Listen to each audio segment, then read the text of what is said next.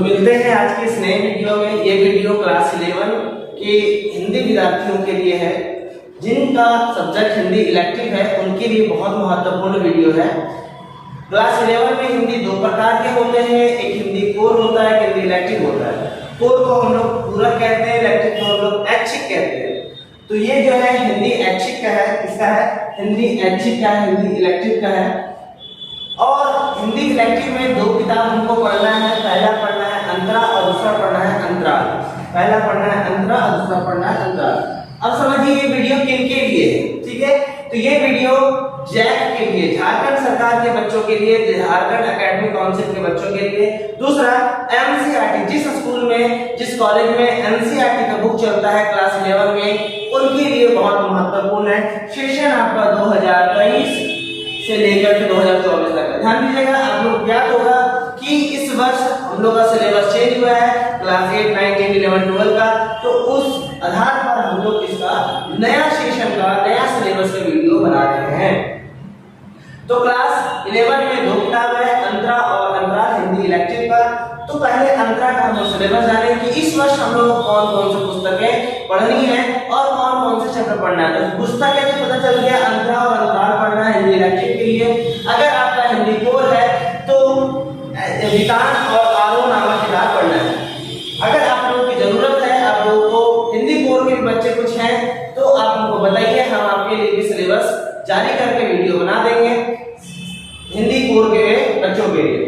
तो सबसे पहले है ईदगाह चैप्टर 1 पढ़ना है, ईदगाह क्लास 11 के बच्चों के लिए। अंतरा बुक से, जिनके लेखक है प्रेमचंद, मुंशी प्रेमचंद, बहुत ही फेमस कवि हैं, हमारे बहुत ही ज्ञान वाले कवि हैं। हम लोग इसके टाइम में, बचपन में भी बहुत सारी कहानियां पढ़े हैं। प्रेमचंद बहुत महान कवि है। दूसरा है दोपहर का भोजन, इसमें एक टाइम का भोजन के बारे में पढ़ना है और लेखक है इनके अमरकांति, बहुत अच्छी कहानी है, ध्यान से आप लोग पढ़िएगा।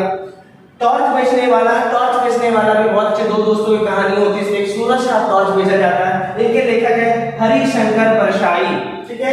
आगे चैप्टर 4 में पढ़ना है आपको गूंगे, ठीक है, और इनके लेखक है रामदेव राघव, बहुत अच्छा कहानी है ये भी। ज्योतिबा फुले के लेखक है सुधा अरोड़ा।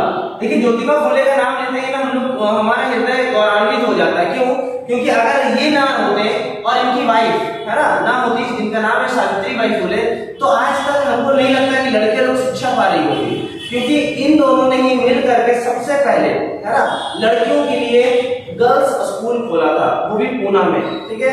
आप लोगों के लिए क्वेश्चन है कि इन्होंने सबसे पहले जो गर्ल्स स्कूल है वो कब खोला? मैंने बता दिया कहाँ खोला, पूना में। कब खोला ये आप लोग कमेंट में कमेंट करेंगे। आगे आता है खाना बदोश का मतलब होता है जिनका कोई थॉट ठिकाना नहीं होता, अपने भोजन, अपने आवास, अपने खाने की तलाश में इधर-उधर भटकते रहते हैं एक जगह से दूसरी जगह। इनके लेखक है ओम प्रकाश वाल्मीकि। आगे चैप्टर है चैप्टर 7 उसकी माँ, और इनके लेखक है पांडे बेचन शर्मा, ठीक है। 8वां चैप्टर है भारतवर्ष की उन्नति कैसे हो सकती है, ठीक है। ये एक टॉपिक है, क्वेश्चन है, हालांकि चैप्टर का नाम लिखिएगा भारतवर्ष की उन्नति कैसे हो सकती है। इनके लेखक है भारतेंदु हरिश्चंद्र। चैप्टर 9 में है दोहा आ जाता है, जहां पर ध्यान दीजिएगा अंतरा बुक भी 2 खंड में बटा हुआ है। कितने खंड में? 2 खंड में। पहला आता है गद्य खंड, क्या आता है? गद्य खंड, और दूसरा आता है काव्य खंड, ठीक।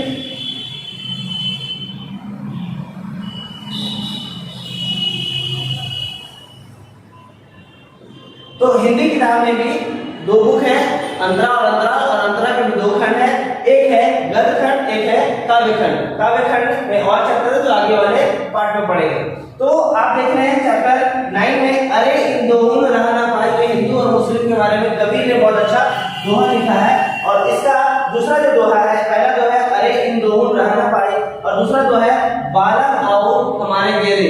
इन दो दोहों का नाम है, जो क्लास 11 के अंदर में हमको दिया हुआ है और ये पढ़ना है, बहुत ही अच्छा है। चैप्टर 10 में आपको पढ़ना है सूरदास की दोहे, ठीक है।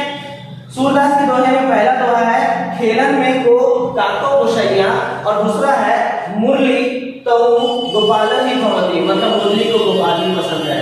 तो ये था आपका चैप्टर 10 में।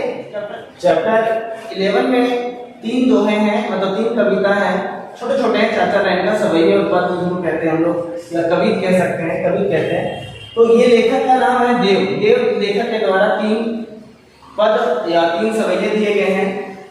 हंसी की चोट, सपना और दरबार, ये हम लोग को चैप्टर 11 में पढ़ना है। उसके बाद चैप्टर 12 में पढ़ना है संध्या के बाद ये प्रकृति के बारे में कविता दिया गया है जिनके लेखक है सुमित्रा नंदन पंत। चैप्टर 30 में 2 कविता पढ़ना है। पहला है जाग तुझको दूर जाना और दूसरा है सब आंखों के आंसू उजले और इनकी लेखिका है महादेवी वर्मा। बहुत ही जाने माने लेखिका है, आप लोग पढ़े होंगे।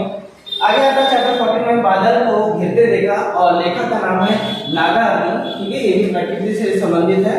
आगे आता है हस्तक्षेप, इनके लेखक है श्रीकांत वर्मा और ये चैप्टर 15 में आता है। और चैप्टर 16 में पढ़ना है घर में वापसी, जिनके लेखक होते हैं भूमि, ठीक है।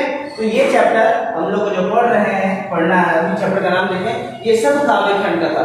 गद्य खंड का पढ़ लिए थे, काव्य खंड का 2 चैप्टर 3 चैप्टर उधर था और बाकी का 1 चैप्टर। तो टोटल हमको अंतरा बुक में 16 चैप्टर को हम लोग को पढ़ना है, ठीक है। 16 चैप्टर, पहले 20 चैप्टर था, 19 चैप्टर था, अब हम लोग को 16 चैप्टर है। तो ये अंतरा हो गया। अभी हम लोग अंतराल का देखेंगे। अब आइए हम लोग अंतराल बुक को पढ़ते हैं। अंतराल बुक में 2 चैप्टर हैं टोटल, इससे पहले 3 चैप्टर था। अभी हम लोग एनसीईआरटी और ब्लैक में 2 चैप्टर कर दिए, मात्र 2 चैप्टर, हालांकि बड़ा चैप्टर है।